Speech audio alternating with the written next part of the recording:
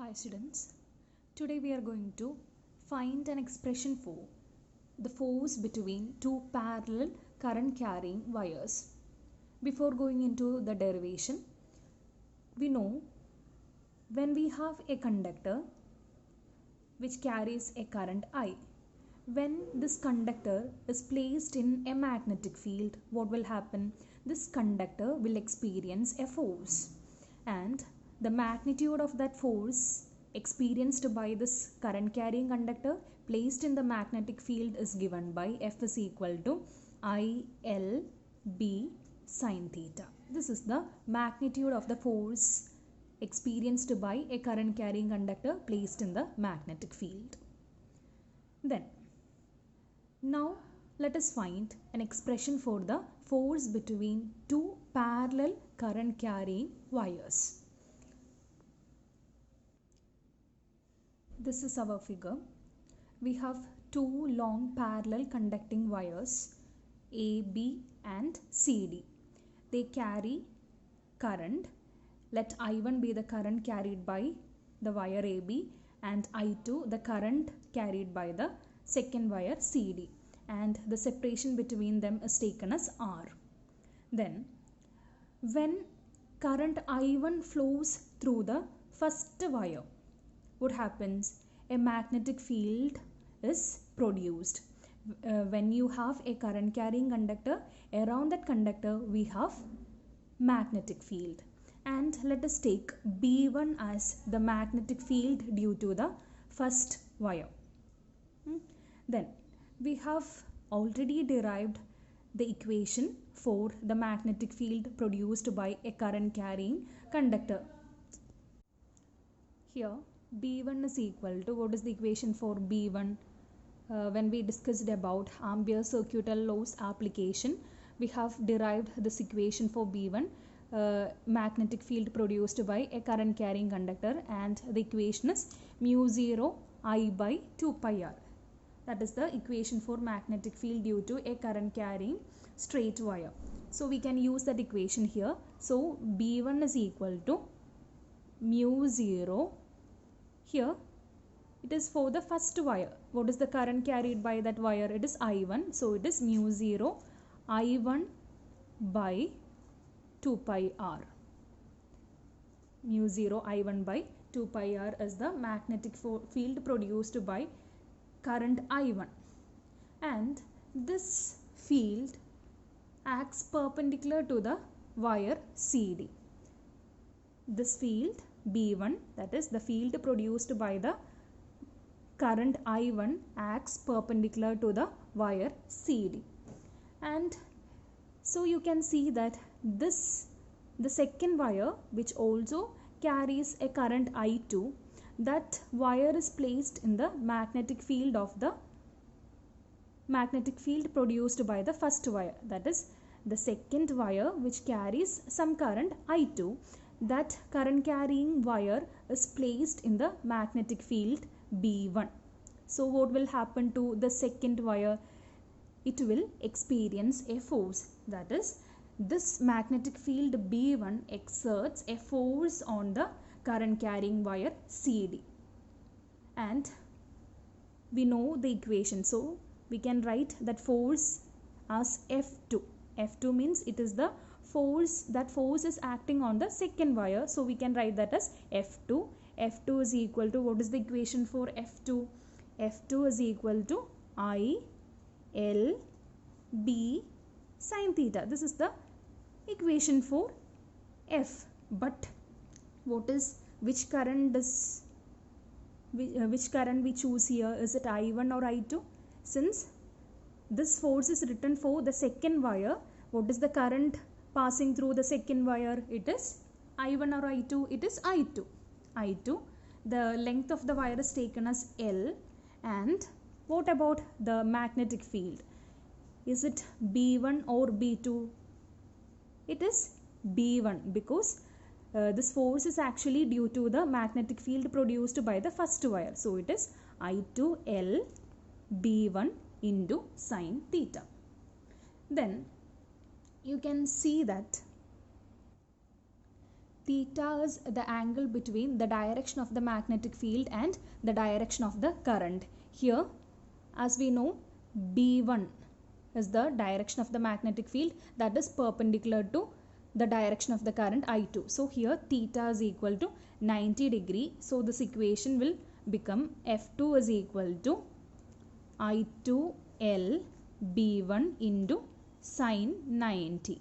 Sine 90. So F2 can be written as F2 is equal to I2L B. This is the equation for force F2, and please note that it is B1 and B1, and we can substitute the value of B1 from here. So F2 will become F2 is equal to I2 into L into B1 is equal to mu 0 I1 by 2 pi r. This is the force, equation for force. We can write this as mu 0 I1 I2 by 2 pi r into L. This is the force acting on the length L of the wire. This is the total force acting on length L of the wire. So here we can write force per unit length. So force per unit length will become force per unit length is equal to, what is force per unit length? We have to divide F2 by L. So it will reduce to mu 0 I1 I2 by 2 pi r is the force per unit length. Force per unit length is mu 0 I1 I2 by 2 pi r, and this force will act right angle to CD. That is, according to Fleming's left hand rule, we can find the direction of the force. Direction of the force is right angle to the wire CD. And similarly, we can find B2, because when you consider the second wire, it carries a current I2 that will produce a magnetic field, and we can take that magnetic field as B2. And what is the equation for B2? B2 is equal to, B2 means the magnetic field produced by the second wire, which is equal to mu 0 I2 by 2 pi r. And due to that magnetic field, this first wire, the first wire will experience a force. That force can be written as F1. F1 is equal to, what is, similarly we can write. I will show you how to write it. First let us write B2. The magnetic field produced by the wire CD is equal to mu 0 I2 by 2 pi r. Then due to that magnetic field, the first wire will experience a force, and that force can be written as F1. F1 is equal to, what is F1? ILB sin theta is the general equation. Here current is I1. I1 is the current flowing through that conductor. L, length of the conductor. B is B2. B2 sin theta. B2 sin theta. Here also you can see that the angle between B2 and I1 is again 90. So it will reduce to I1 L B2. And let us substitute the value of B2 from here. So it will become F1 is equal to I1 L mu 0 I2 by 2 pi r, or we can write this as mu 0 I1 I2 by 2 pi r into L. So what is the force per unit length? Force per unit length is equal to force per unit length is equal to, dividing this equation by L, we will get the force per unit length. It is equal to mu 0 I1 I2 by 2 pi r. 2 pi r. And again, using Fleming's left hand rule, we can find the direction of the force. This is the direction of the force. So here you can see that when you consider the direction of the current through the conductors, they are along the same direction. I1 is flowing along this direction and I2 along the same direction. And when the current through the conductors are along the same direction, then the force between them are attractive. Force between them are attractive. So we can write F1 is equal to minus F2.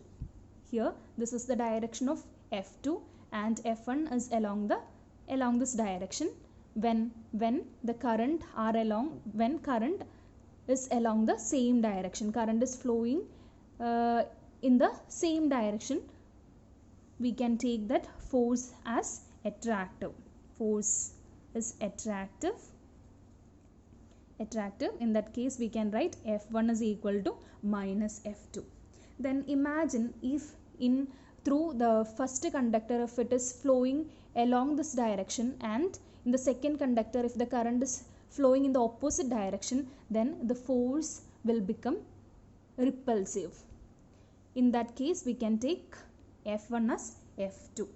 So this is about calculation of force between two parallel current carrying wires. I hope you have understood.